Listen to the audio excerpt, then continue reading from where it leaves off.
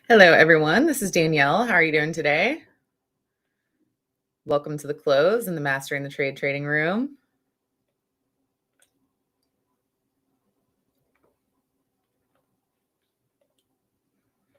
How is everybody doing today? We got a pretty nasty reversal on our hands.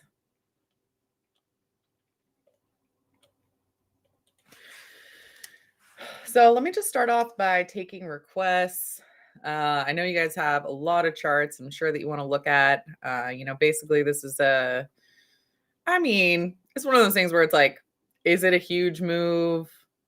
Yes and no. It's a lot bigger than what we've seen recently, right? We're down 500 points in the Nasdaq, which seems like a lot, but it's barely 2%. So, on one hand, is it a lot? No. On the other hand, is it a reversal? Yes. You are hitting these key areas of resistance and, making a pretty swift downward move, but we're also just headed directly to the 21 EMA. So the 21 EMA is a great buy spot. When you're looking at this, overall, I don't think it looks too bad. You do have some pretty high volume selling on the lower time frame charts. Every candle has higher than average volume.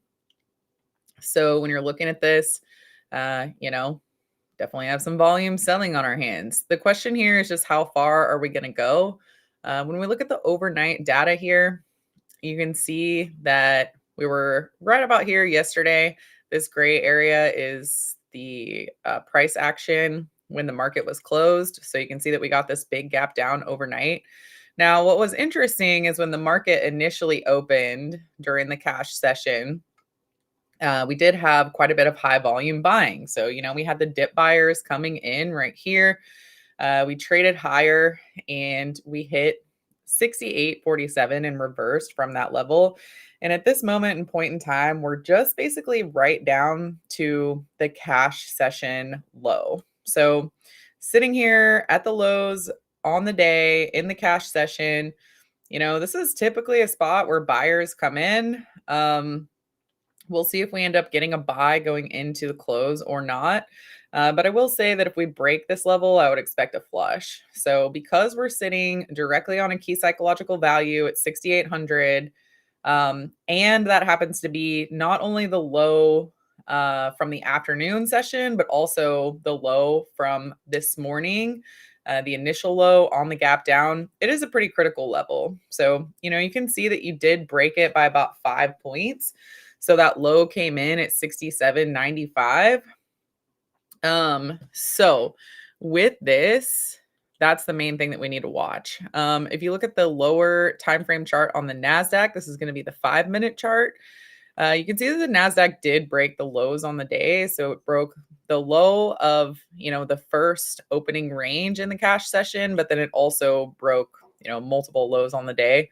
We are sitting down here at the very bottom low on the day. So this doesn't really have a specific level, I would say, that we're looking for, just making another new low. So I would pretty much focus on the S&P futures on this 5-minute chart.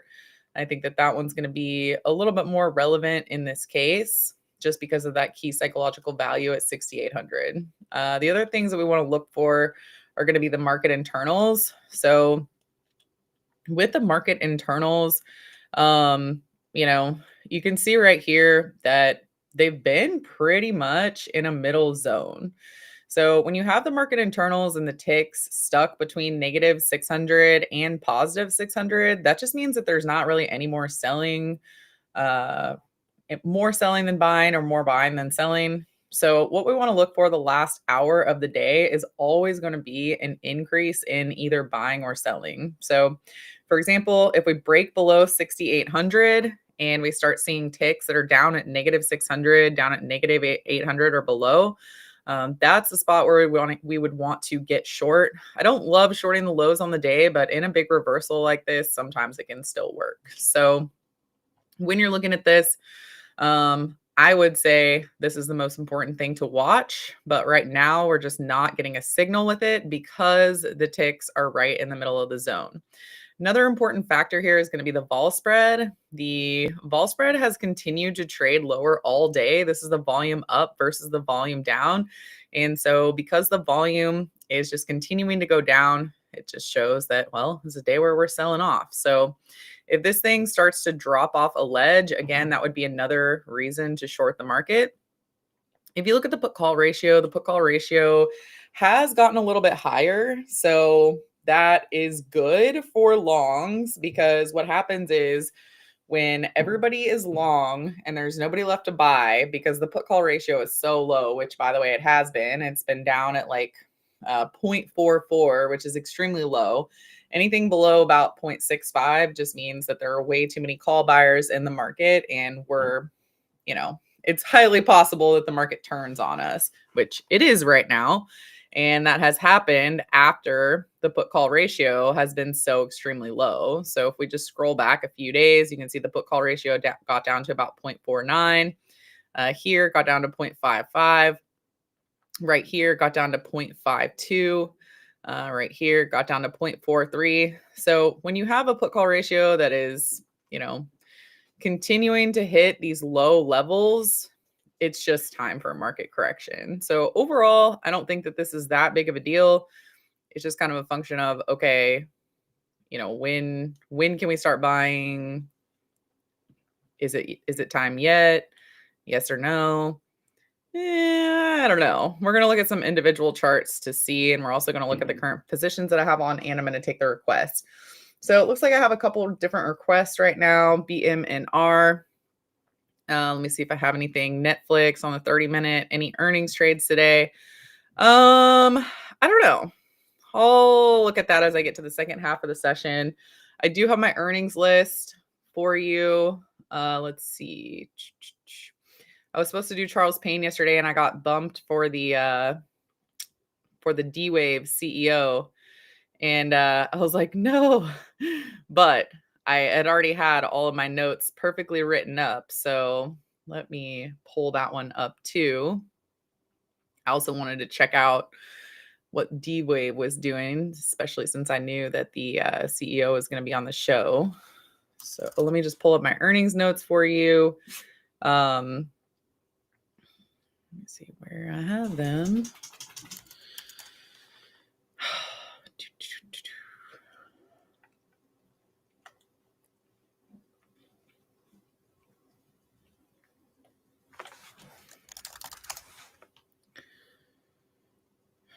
They're just evading me at this moment in time. Okay, well, I'll find those notes for you because I have my earnings calendar and all that kind of good stuff. So, anyways, let me know if you have any other requests. I'll definitely get to those right now. Let's go ahead and start off with BMNR. So just so you know, anytime the NASDAQ is down 2%, these kinds of aggressive names are just going to get throttled. So it is pretty normal to see this kind of move when the market is lower. So don't be too concerned about all of that. But in the case of BMNR specifically, there's a couple different things going on. I mean, number one, this one was already falling before the market started falling. You can see the way that it broke through the 50 simple right around here. So that was going to be on October 16th. So that was a while ago. You can see that you retrace this level, fell, retrace this level again, and then you actually broke through the 50 simple and rolled over and died. So with this one in particular, I would say that it's shifted gears. Previously we had some pretty good bullish momentum on it, but because it broke through the 50 simple right here and traded lower, at that point, it just shifts gears into bear mode. So with this one, I will say that it's oversold. It has met multiple targets to the downside. It's met the 1272 extension target and the 2618 extension target.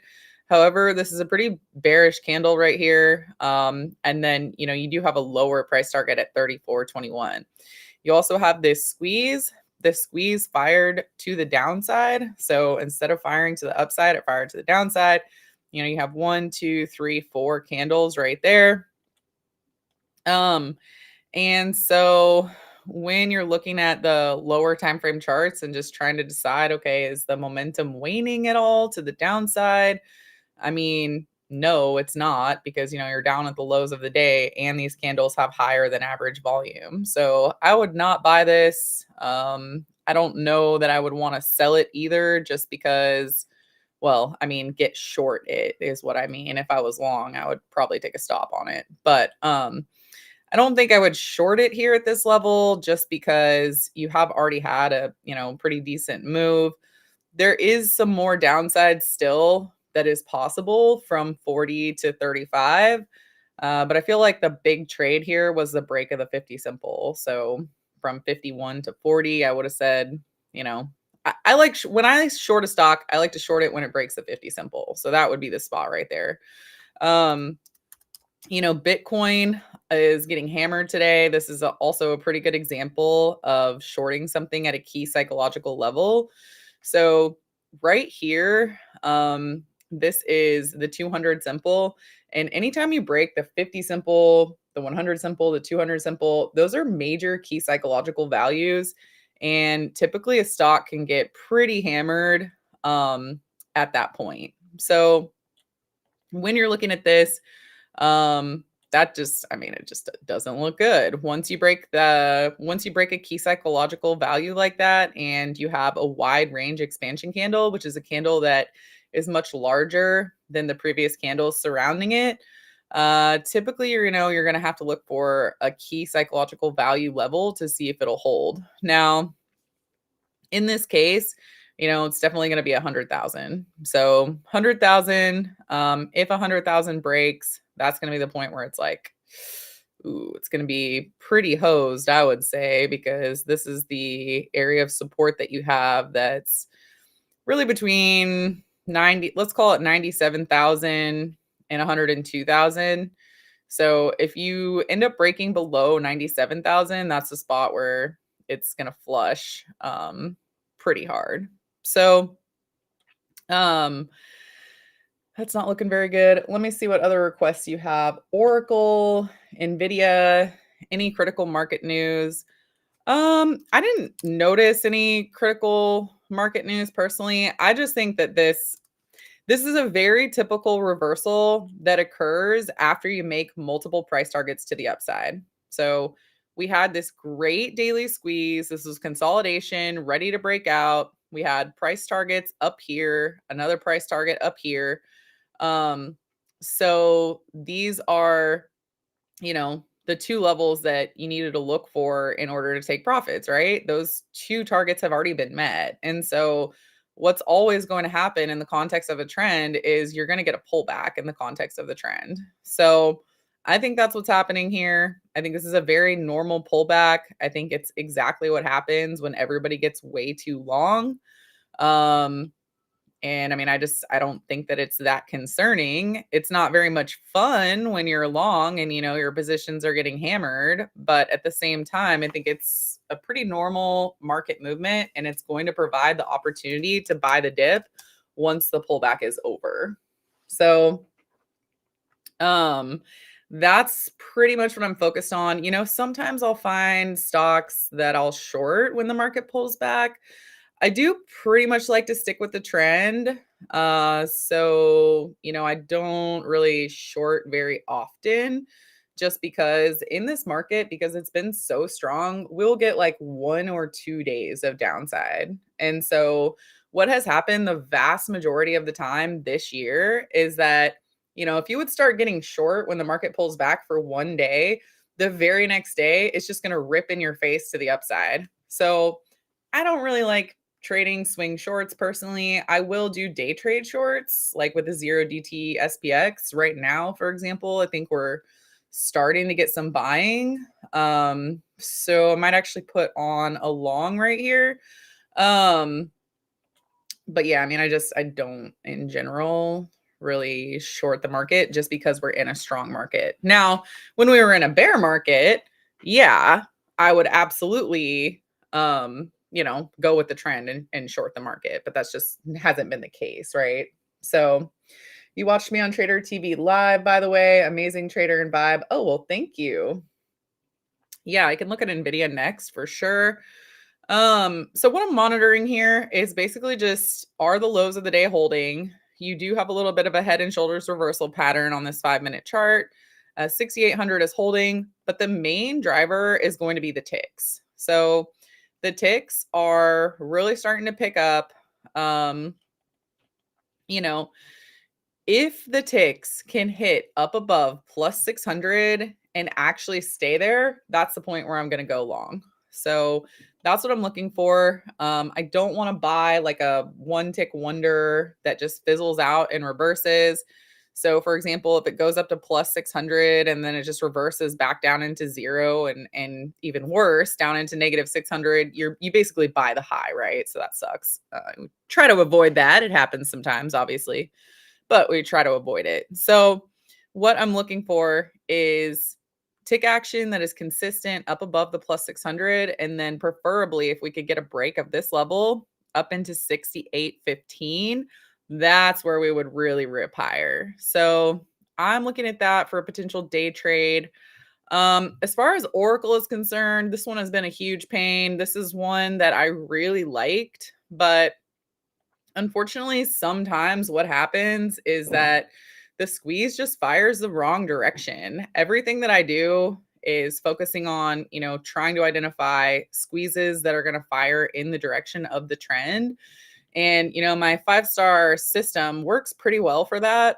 But there are going to be times like this where it just doesn't work out. And that's exactly what happened with Oracle. So, applying the 5-star system with Oracle, I mean, you have pretty much everything. You have a ticker that's in a pretty decent bullish trend. Yeah, there was, this price action right here, but that was pretty typical during that time frame.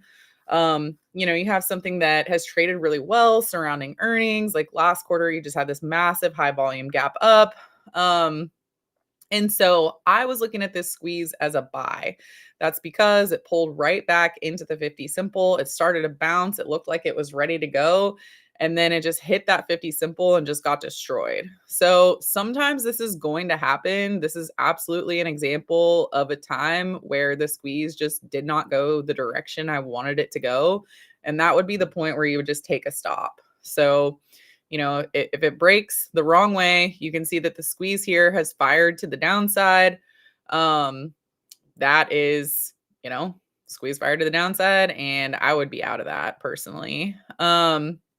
So with the levels to the downside and potential targets, now that we've broken through the 100 simple, I would say that the next zone to look for a possible pause, let's say, for example, if you are long for a short-term trade and you don't want to take a stop, your next point is going to be that key psychological value at 240. So 240 is your key psychological value right there. And that's also going to be the gap fill from that previous earnings report. So ideally, it can hold there. Like I said, if I was in a short-term trade, which I'm not, I would take a stop. If I was in the long stock, I don't think that I have this one in my stock portfolio. I don't think I have this one. But with this one, if I was in it in my long-term stock portfolio, I would still hold it because, I mean, look at it on the long-term pattern, So it all depends on your time frame. The reason why I wasn't sure is because I'm running like 3 different stock portfolios now, and this was one of the more recent ones that I wanted to add, but I didn't pick it up yet. So, anyways, ideally, that one will level out at some point. So Nvidia, I mean, Nvidia is just one of the best stocks out there. I love it. Love it. Love it. But again, it has made multiple targets. So you can see the way that it traded higher. It hit the 1272, it hit the 1618, and it went even higher after that. It went up into 212. So you can see at this point, that it has broken through the low of the high bar. So the high bar was right here, 212.19, and you broke the low of that bar. You pulled back to the 8 EMA. At this point, if I was long a short-term setup in Nvidia, I would absolutely be taking profits. because it has lost momentum at price targets and at the highs. So you can see that at this point, you know, I would just personally take profits. Now, as far as my long-term shares are concerned, there's no way I'm going to sell them. I'm holding on to these things. I'm just going to close my eyes and I'm just going to hold them and I'm going to hold them and I'm going to hold them some more. But for NVIDIA, you know, you do have to keep in mind that it has another earnings report coming up. The earnings report is going to be on the 19th. So perhaps this ticker will hold the 8 EMA, which is right at the $200 price point. If it can stay up above that $200 price point and bounce there, we can probably buy it again going into earnings. So let's just wait and see if we can get a buy on it after this pullback is over. Broadcom, this is another one that has earnings coming up.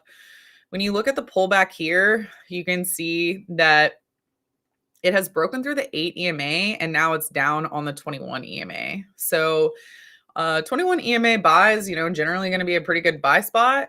So, you know, let's just wait and see if it holds that level. The squeeze on this one has been really wonky. It has a squeeze right here. It triggered to the upside. It hit an upside price target at 387, almost to the penny. And it has pulled back and it's hit the 21 EMA. So when you're looking at that, it's one of those things where it's like, well, just hit the price target and it's pulling back. Okay, sorry, we got to go back to the S&P now because we're back down at 6,800. The moral of the story is with most of these tickers, what we're doing is we're looking for pullback buy zones. So in general, what levels do I tend to buy as a swing trader? You know, the 21 EMA is a pretty decent spot for you know, pullback buys. With as strong as the market has been, a lot of these tickers have only pulled back to the 8 EMA and then they bounced again. So the 8 EMA is going to be a much more aggressive buy zone. But when you have an aggressive bullish market, that's really the only option you have. Now, when you have deeper pullbacks, which give you a more favorable buy zone, those pullbacks are going to be down into the 34 EMA or the 50 SMA. So the 50 SMA is my absolute favorite because that's really the make or break level. It's a make or break level because you have this spot where if you buy it right there and it breaks, you're so close to your stop loss point. If you buy higher up at the 21 EMA, you really need to give it down to the 50 SMA to give yourself some room. And so the thing is, here, I should just go over to another chart. I was trying to watch this because I thought it was going to break, but it again held. So let's see here. Let me just talk about this while I'm explaining it here. Okay, so here's the 8 EMA right here. Here's the 21 EMA right here. Here's the 34 EMA right here. And here's the 50 SMA. So do you see how if you buy up at the 8 EMA and then you have to give it a stop all the way down in here, you have a pretty wide risk, right? Let's say 365 down into 342. The vast majority of people are not going to want to risk that much to see if their trade is going to play out, right? So that's why it's better if you can buy it on a pullback. So down into 354, that's a good pullback. But again, I would risk all the way down into 340. So that's why the 34 EMA would be a better pullback. And the absolute best would be, you know, if you're going to risk below 340, buy it at 342. Then you have barely any risk on the trade unless you have a major gap down, which is a problem. But just looking at Broadcom in general, if you applied that strategy and you said, you know what, I don't want to risk a lot of money, so I'm only going to buy it at the 50 simple. The problem with that is Broadcom has barely tapped the 50 simple. This one day, barely tapped it. This other one day, barely tapped it. And look at the buyers coming in that day. So it's one of those things where it's like, the 50 simple buy is like a gift from the market gods, but are you going to get it? I mean, no. So if you want to buy it, you know, you could wait for the 34 EMA, but look, it's like it barely tapped it right there. Buyers came in, barely tapped it here, barely tapped it here, hit it that day. So over the course of the last 2 months, you would have gotten what, 3 buy opportunities if you were sitting here like glued to your computer the exact moment that it hit that level. So that's why you'll see me buying at higher levels. Like I'll buy at the 21 EMA or I'll buy at the 8 EMA. And yeah, I know it's a little bit more aggressive, but I mean, can't be sitting here waiting to turn into Skeletor, when these stocks are just never hitting these pullback zones. So you see what I mean? Conversely, you really have to pay attention to these zones because if they break, it's generally a good spot to short the name. Now, for something like Meta, which, I really like the stock, I own the stock in one of my long-term stock portfolios. I'm not going to sell the stock because of a bad earnings move. But on a short-term basis, if you break through a 200 simple like this on high volume, as far as a trade is concerned, then yeah, you have a pretty big sell-off like this. So, you can see the sell-off here, high volume sell-off. I don't like to buy anything when it breaks through some critical support zones like that. Let's look at Microsoft. Let's see, Tesla. Any thoughts on UNH? Okay, so let's see. Microsoft. Microsoft is definitely one of my favorites. And then I'll get to my earnings watch list as well. It's almost time to make an end of day trade. Selling AVGO puts here. If you wanted to sell, yeah, let's go back to AVGO. I have a question about AVGO, so let me look at that. Okay. So if you wanted to sell puts on AVGO, where would you do it? So, I mean, the 21 EMA is a decent spot. Okay. It's a decent spot. You don't have earnings until the 11th of December.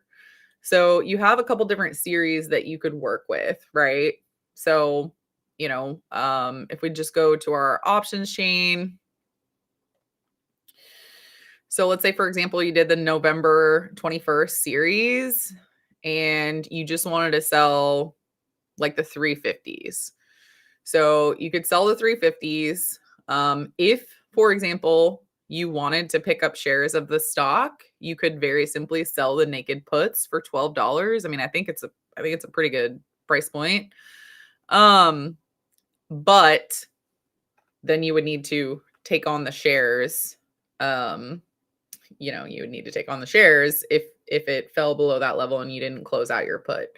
Now, if you're talking about just a spread and you want to do a risk defined spread, I would personally do it in the money because that way you're going to get your best risk to reward parameters. So 355 and then 350.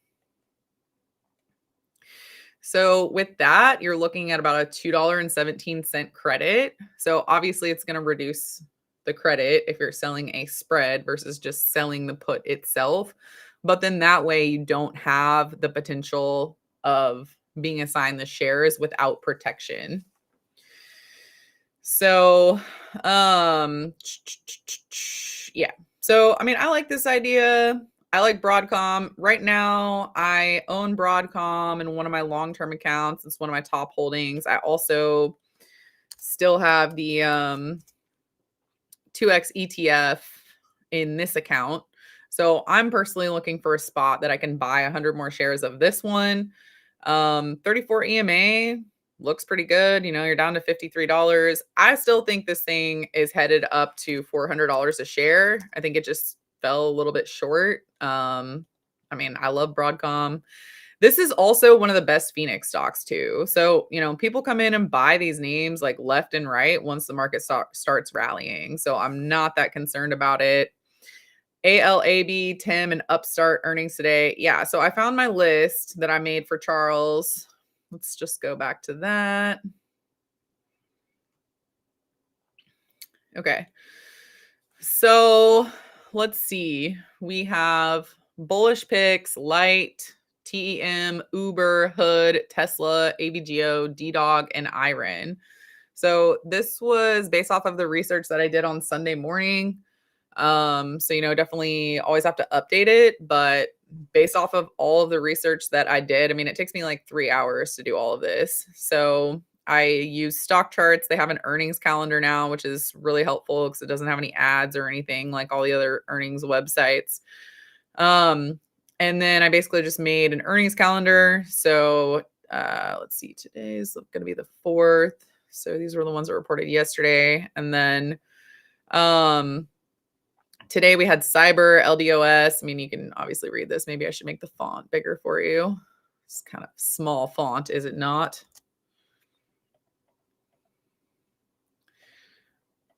.16 font. There we go.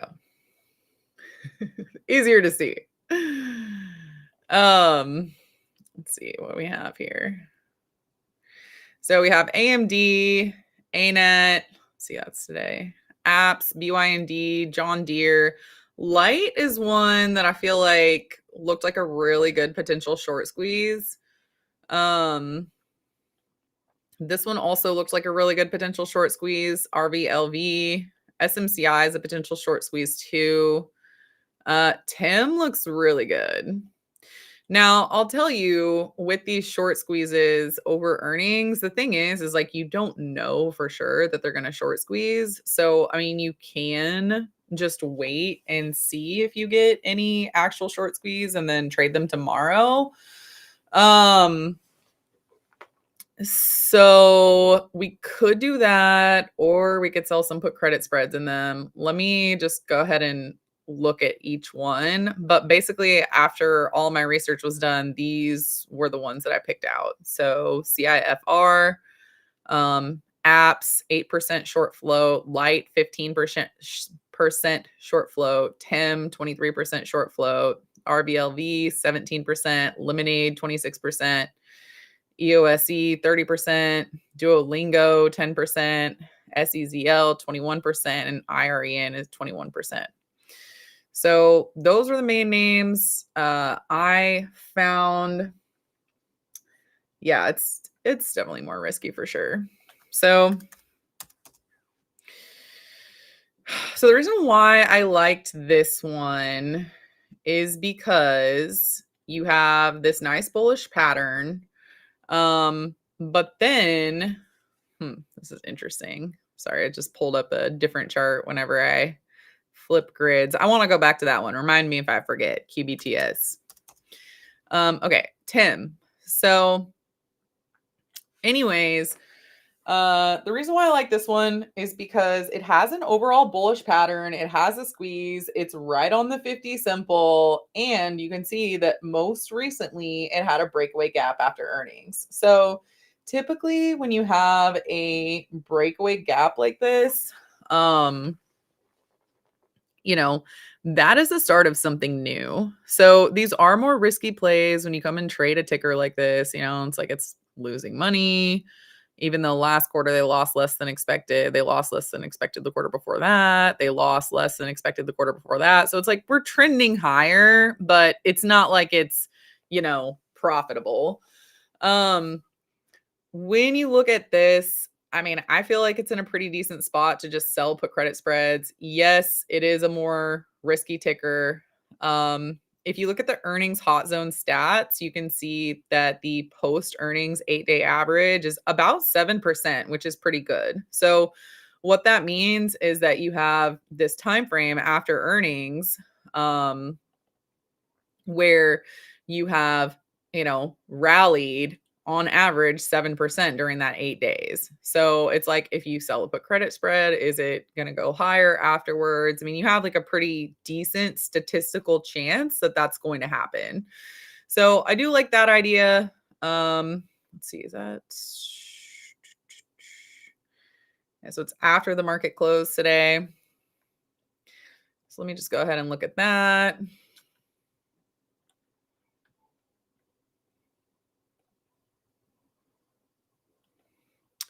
So the implied volatility is 151%.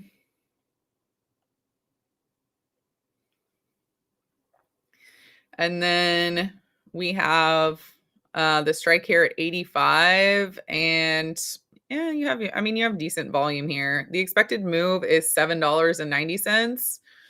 Um, so, I mean, I feel like $5 wide would be fine. Let's just see what it looks like.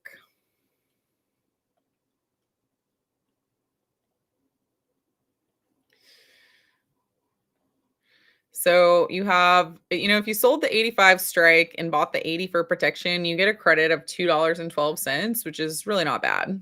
I do prefer to get them a little bit closer to one risk reward. So, I mean, you could do 86, 81. That's a little bit closer to one risk reward. So, I mean, I like that one decently enough. Generally, what I like to do with the earnings trades is I like to go through a couple different ideas before I find the tickers that I'm actually going to trade. So let me go ahead and do that. With AMD, I will tell you that what I typically do on AMD is I sell a neutral iron fly. That is something that has worked well for me for the most part, like quarter over quarter. Now, they did have a big move last quarter.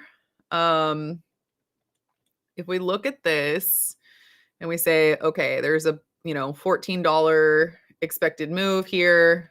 What percent is that? That's going to be about a 6% expected move that they're pricing in. Now, the difficulty with this one is it's already had this massive move, right? So, is it really going to have another 6% move? That's kind of what you're betting on when you place a neutral iron fly. So, I feel like this is a pretty decent bet around 250, just selling the calls and the puts. Probably would have to do $20 wide on it. Let me just make sure that this is.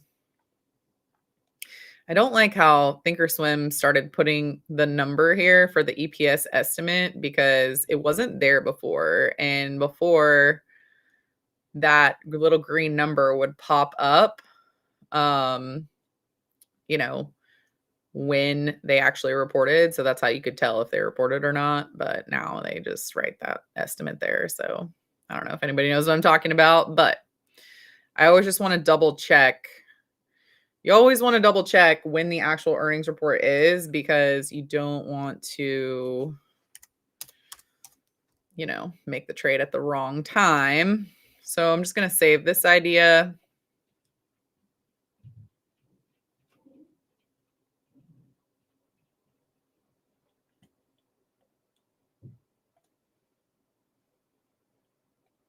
Shorting IonQ for earnings, Upwork, any view on Galaxy? Man, Galaxy was kind of a pain and got me this last time. I closed out my calls on Galaxy. I can go back and look at it. You always know that a lot of people are trying to trade when your platform is freezing. All right, let's see. All right, so you have, quite a bit of volume and open interest at the 250 strike.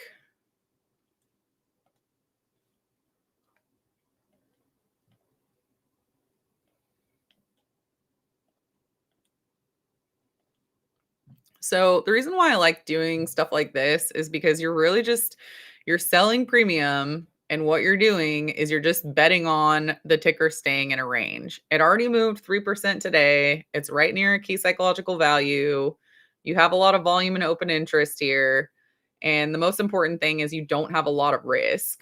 So if you have a $15 expected move and you can get an $11.16 credit with high implied volatility, that's something where it's just one of those things where you're just trying to trade the vol crush. So you sell this today with the idea that you buy it back tomorrow, try to buy it back for like $8. So if you sell it for 11, try to buy it back for 8.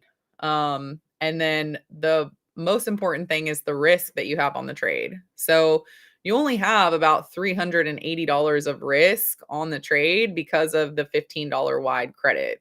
So you're risking about 1 to make 1. Ooh, and I think it might be time to start buying the S&P plus 585 on the ticks. I've been sitting here waiting for the ticks to go, and it's like just nothing has been happening.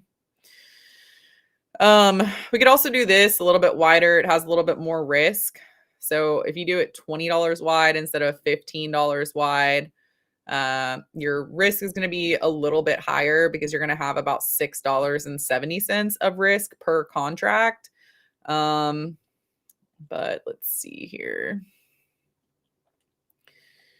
Uh,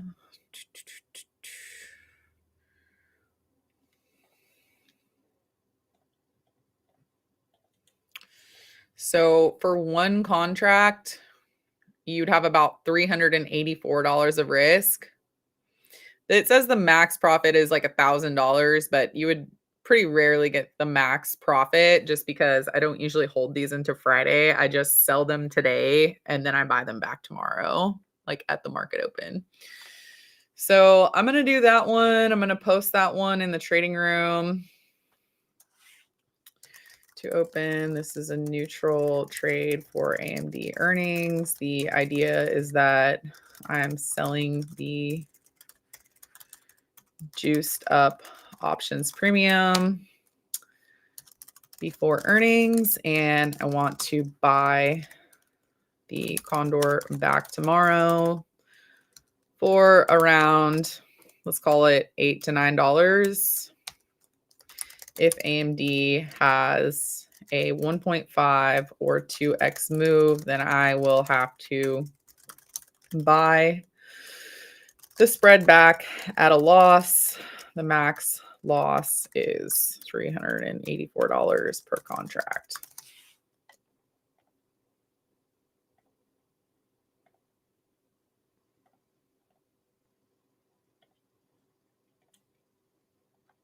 All right, so that's my alert there. Okay, I think we can buy the S&P now. Let's see. I want to just try to get filled on this one. Come on, plus 600 on the ticks. Give it to me. Let's go. Let's go. $8 expected move. Can we make it to 6,800?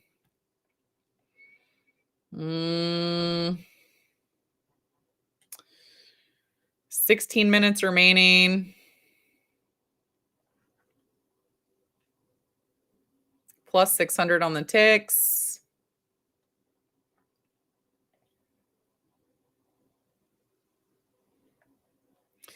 So the ticks have fizzled out every single time they've hit plus 600. So the reason why I haven't done an end of day trade yet is because literally every time it's hit plus 600, it has reversed, which is annoying. But let's see. Come on. Come on, little tickies. You got it. You see how it's come right up here and reversed? Oh, we have a bright green candle. Come on, you can do it.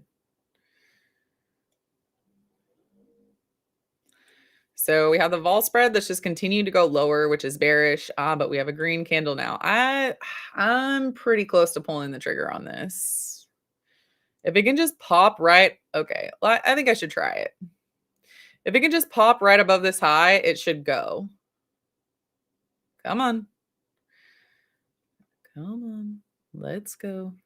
But we only have 288 on the ticks. That's really not enough.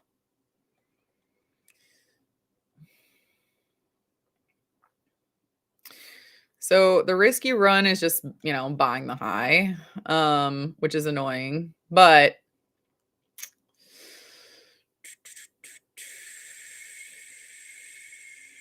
you could also do it just a little bit tighter. You could do like the 6790, 6800, 6810. So then it would cost less. Wiggle the mouse, wiggle the mouse. Come on. Come on. At least if we can buy it on a down tick, then it would be cheaper. Okay, 295. What's the range of the ticks that's ideal? So you don't want it to be what I call like the one tick wonder, where it just spikes up into plus 600 and it reverses. That's the worst because then you buy the high. So you're paying the most and you're buying the high. So that sucks. Um, you want it to go up to plus 600 and stay there. If you go up to plus 600, stay there, and then go up to plus 800, that's what you want. You do not want it to spike up and then just roll. See what I mean? So, I still like this idea. The price has come down. Doing it for $2 is really not bad. New low in the VIX. Well, not low on the day, but new, more recent low. But you have the ticks going down to negative. Ooh, we don't want this. Well, you don't want it if you're going to try to go long. So ticks are down into negative 400. New low on the vol spread. But what's interesting is that the VIX is not spiking. You know, typically you'd see a VIX spike if we were going to start selling off here. We're not seeing a ton of confluence because we have the ticks that have gone lower. We have the vol spread that's gone lower, but the VIX isn't moving. All right, I'm filled on AMD. It's like, can we break it? Yes, we can. Maybe it's time for a younger ticks cheerleader. Maybe it's time to tell a story or something. I mean, I don't know. It's got to get through this level. Come on. Come on, baby. You can do it. Oh. See, I mean, you don't want to buy it when it's like right there. That's no fun. BITX or coin. Yeah, let me know if you had any requests that I missed. Meta long at 628. I don't want to get long Meta when it has broken through the 200 simple. That's kind of like the death cross for me, where it's like, that's if you're talking about a long-term stock purchase for like a dollar cost average kind of thing, then I wouldn't mind that. But I mean, I wouldn't want to buy it on a short-term basis. All right, so we had a pretty big reversal here. Let's see if it'll break 6,800 now. You're down at negative 700 in the ticks. May be able to switch sides.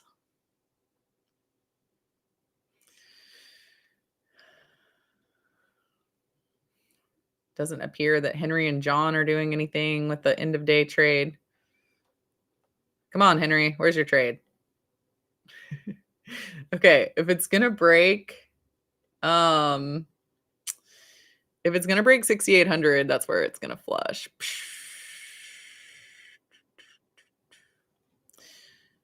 John says, Bitcoin falleth. If it breaks 100K, and it likely will, it could get very interesting quickly. CRWV is just a mess. Tesla, of course, I want to buy the dip. There is a big gamma strike at the SPX 6740. That could change, but wanting that for the close. Okay, that's the first time I saw that.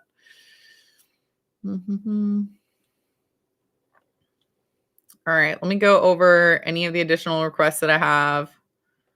Would you go ahead and enter a sell order for the AMD trade? Yes.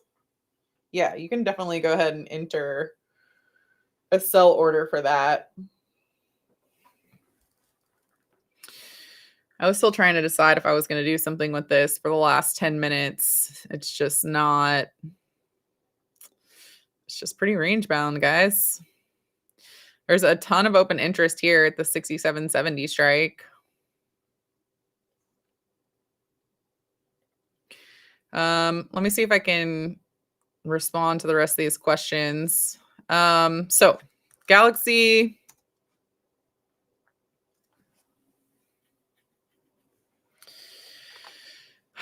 So this one, definitely no good once it breaks the 50 simple. It was looking really good with the daily squeeze. That was when I made the video on it. It was right here. It was about to go. It was up above the 8 EMA. Everything looked great. You had a nice trend, you had a nice squeeze, and then it got this gap down.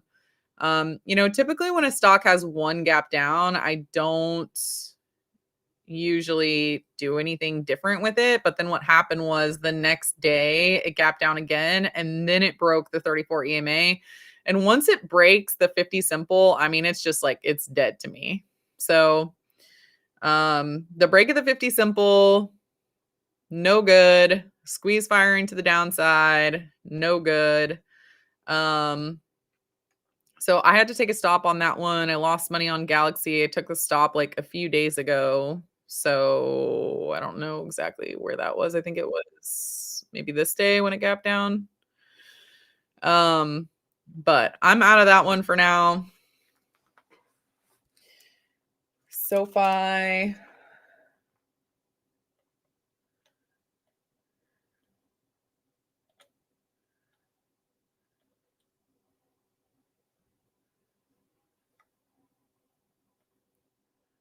So, I mean, I think this one looks great. This is in a great trend. Really, really nice trend. It moved well after earnings. It pulled back to the directly to the 21 EMA. I mean, that's a spot to sell puts, sell put credit spreads. It has multiple squeezes on multiple time frames. I think it looks great for a long.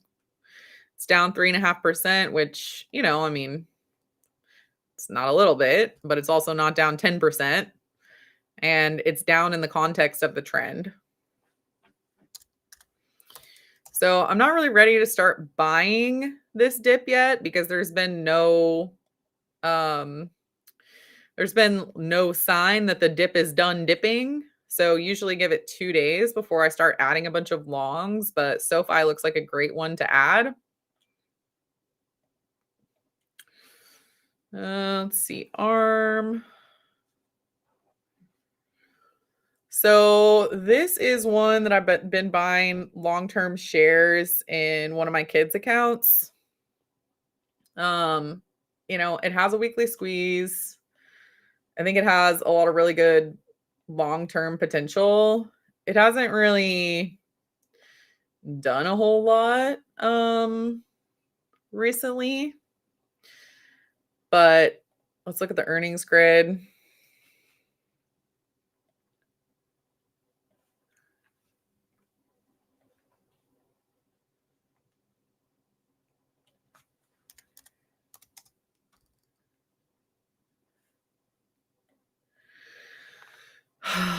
So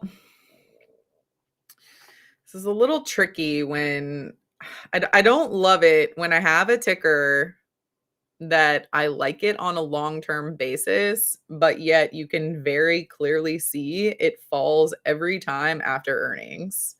So it's kind of like, yes, I like the stock, but very clearly with the stats, you can see that it falls after earnings. So it's like, do you want to sell a put credit spread? I mean, no, because statistically it does not have a high probability chance of it working. Could it work this one time just because there's or like a random fluke? Like, yeah, sure it could. But if we look at the expected move here, $16 expected move, $161 stock, could you sell the neutral iron fly and try to make money on it that way with a premium crush? You could try that. You're trading right at a key psychological value at 160.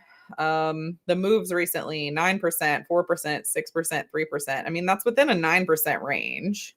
It does have a squeeze though. So I do try to avoid selling neutral premium when there's a squeeze.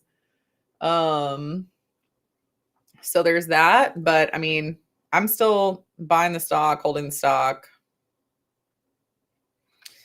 QUBT.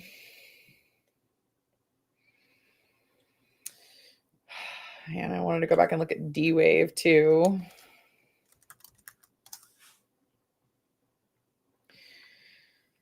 So, because I know that this one, these are the quantum names, made new lows in the day in the S&P. Guess it's good I didn't buy the 600 tick. That's exactly why you want to look for consistent ticks up above plus 600 instead of, the one tick wonder.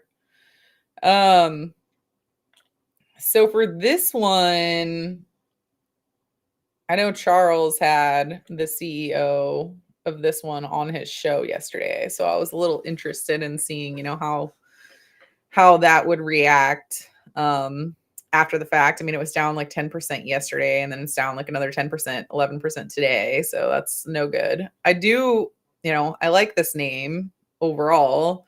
I think it's had a really good move. I think all of these quantum stocks have had great moves, and I'm looking for opportunities to buy them.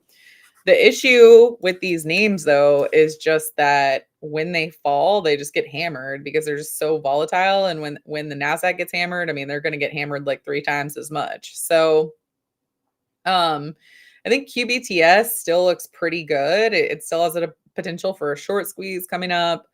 QUBT, though, I don't like the way that it broke through the 50 simple.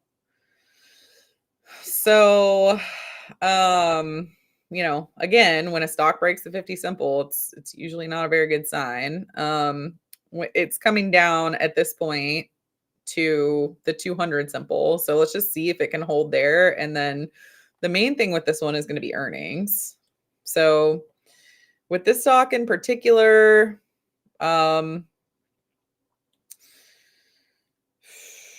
looks like it did have this 14% move.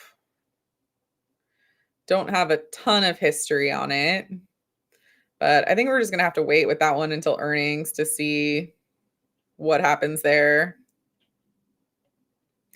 AMD call wall all the way at 300 has me laying off the earnings. Yeah, 300 is a key area of resistance. When heading into the last hour of the day, do you always look at the tick, the S&P futures, and the put call for guidance on a quick scalp? Yes. And I really wanted to get one on today, but there was just not. I think the only thing I probably could have done is shorted it when it hit the this level right here. I would say that it wasn't super clean, but that probably would have been the only spot that I could have, shorted it, just because you had the ticks come up into the plus 600 range. I was looking at it for a potential breakout. When the breakout failed, that could have been a spot to short it, but I would say that, the main reason why I just didn't really do anything with it was because there wasn't a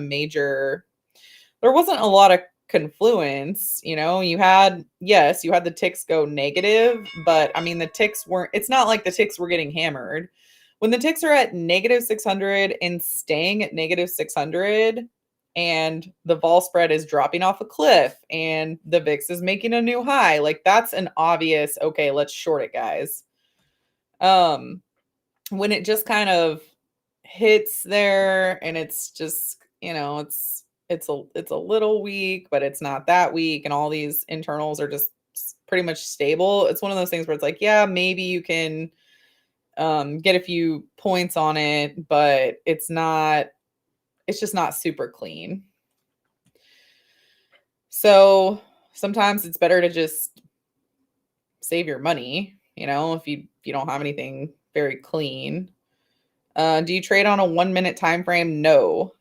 For the most part, I really don't day trade. I primarily swing trade, or I do like a lot of overnight trades for earnings. I don't even think I have a 1 minute chart on my charts. The lowest time frame that I have is 5 minutes. When I used to scalp futures, I would use tick charts, and I would use like a 3-minute chart, but it just does not fit my personality. I just, I have 3 kids. I don't really want to be. What the biggest issue for me with trading on that short of a time frame has always been my lifestyle, the kids, I do a lot of TV. Um, I don't like being in a trade and then, the babysitter needs me or something like that. And it's like, oh my gosh, it's going to get hammered if I try to go grab a glass of water, that kind of thing. So I don't really like trading on that short of a time frame.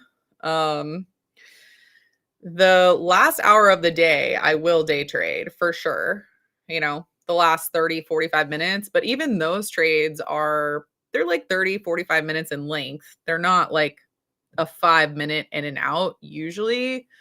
Sometimes I will do just the last 10 minutes of the day. And of course, during the last 10 minutes of the day, I'm not going to like walk away and go get some water or something like that. But I don't know. Does that make sense? So this is the grid that I normally use. This is a daily chart, a 195-minute chart, and then an hourly chart. This is because this is my primary swing trading grid. I will go and drill down to like 15-minute chart that I use. I will use a 5-minute chart for the day trades that I do in the 0DTE SPX. But for all of my swing trades, I would say the primary charts are going to be at least a 30-minute time frame. Then we have a question. I want to short Ion Q for earnings tomorrow.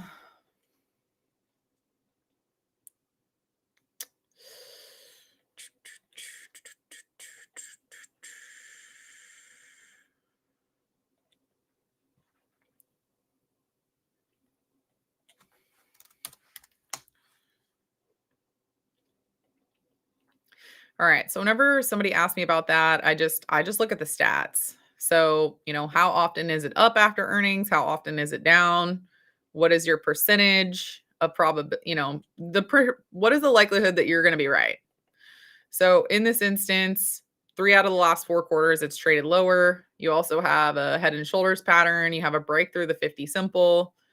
I don't think it's a bad idea to short it, especially with the kind of the market pullback we're seeing.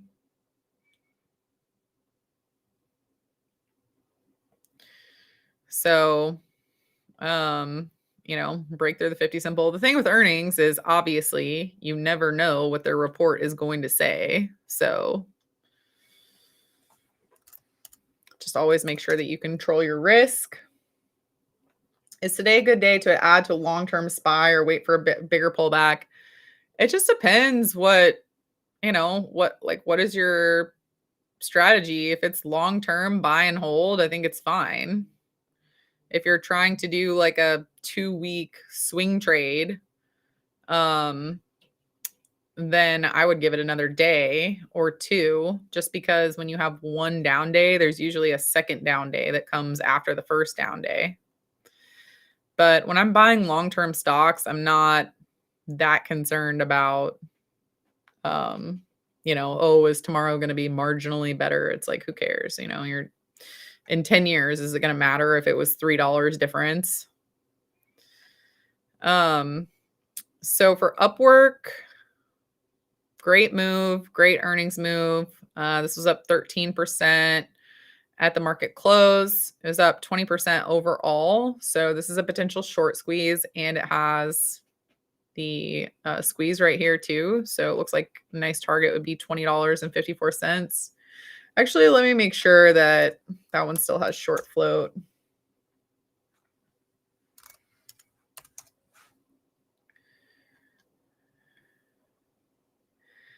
So it's 9% short float. So it's pretty decent.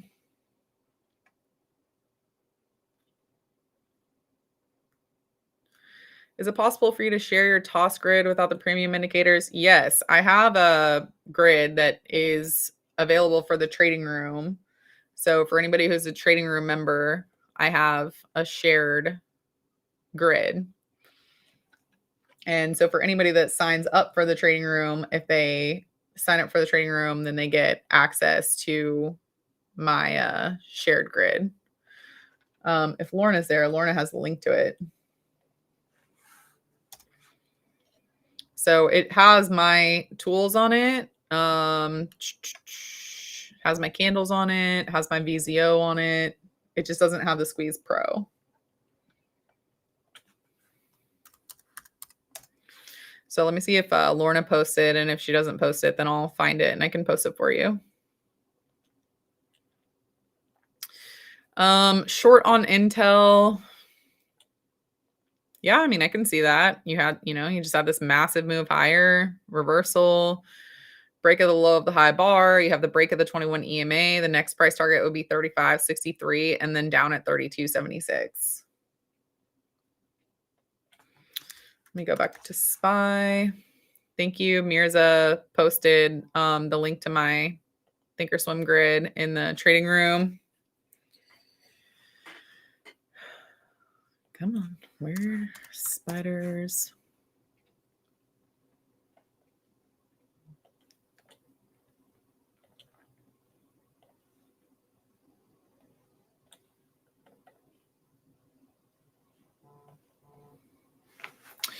So 21 EMA pullback in the spiders is pretty good. A better pullback would be 34 EMA, which would be 669. So, $6 lower. The best zone that I really like is going to be the 50 SMA, which is going to be around, let's call it 660, 663. But again, if you're just buying long-term shares, it's not going to make that big of a difference if it's a $6 entry point. The same thing, I'll say the same thing about the spiders as I said about Broadcom. It's like, if you have a trading plan where you say, you know what, I'm going to buy the spiders every time they fall to the 50 simple. And that's what I'm going to do. I'm going to dollar cost average at the 50 simple. And then you look at this year and it's like, when would you have been able to buy it? The 50 simple is this yellow line. So literally ever since the tariff crash, I'll call it, the only time you would have been able to buy it per a trading plan that says that would have been right here on October 10th if you were very quick, and then right here on October 14th. So whenever people ask me like, oh, is this a good spot to buy or should I wait? It's one of those things where it's like, I mean, yeah, you can try to wait until it gets to the 50 simple, but if you look at the entire year of time, you only would have had like 2 opportunities. And if you would have just bought it at the 21 EMA, which is where it is right now, look at all the 21 EMA pullbacks that there were. There was one right here, there was one right here, there was one right here, there was one right here, there was one right here, there was one right here, there was one right here. So it's like, I would personally rather regular dollar cost averaging on a long-term basis for long-term stock portfolios on regular pullbacks to the 21 EMA than, hey, I only got 2 pullbacks in the last 6 months, but it was a deeper pullback. Because it's like, this 21 EMA pullback was a more shallow pullback, but that pullback was at 574. This pullback to the 50 SMA was at 652. Do you see what I mean? Netflix, how to play the split. Oh, yeah.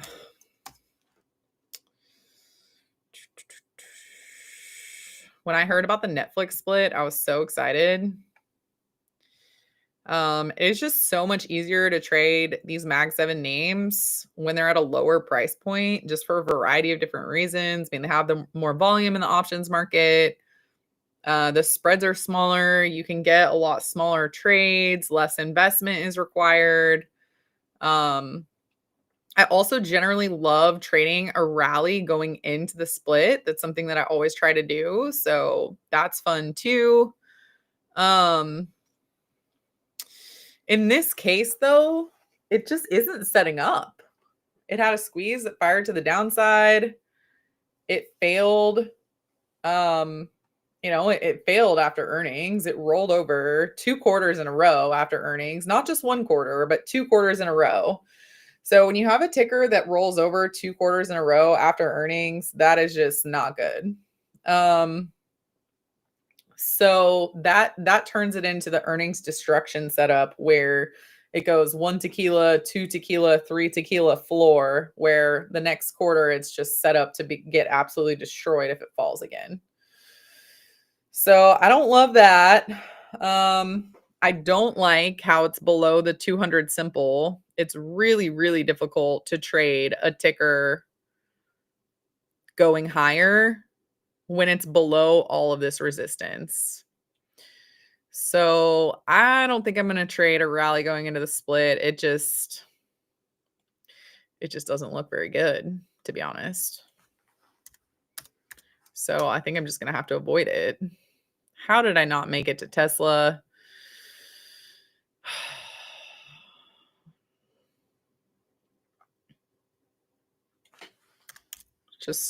I was just hanging out a little bit late here to see if AMD would report. Yeah, Tesla, just nice little 21 day pullback right there. Yeah, I mean, I say if the market rallies tomorrow, buy Tesla. SoFi looked really good. Broadcom looked really good. 21 EMA pullback. If it falls one more day, we're just going to get deeper buy levels, which is fine. Microsoft is one of my favorites, but I don't love the break below the 50 simple. It has got to stay up above $500 a share. Preferably up above 515. What EMA and SMA timeframes? So this is a daily chart, and I have the 8 EMA, the 21 EMA, and the 34 EMA. And then after that, I have the 50, the 100, and the 200, which you apparently can't even see on this chart because it's all the way down here. 462. All right. Well, that's about all for me today. Thank you so much for joining me. If you have any additional questions, you can email me at Danielle@simplertrading.com. And I hope you have a great rest of your day.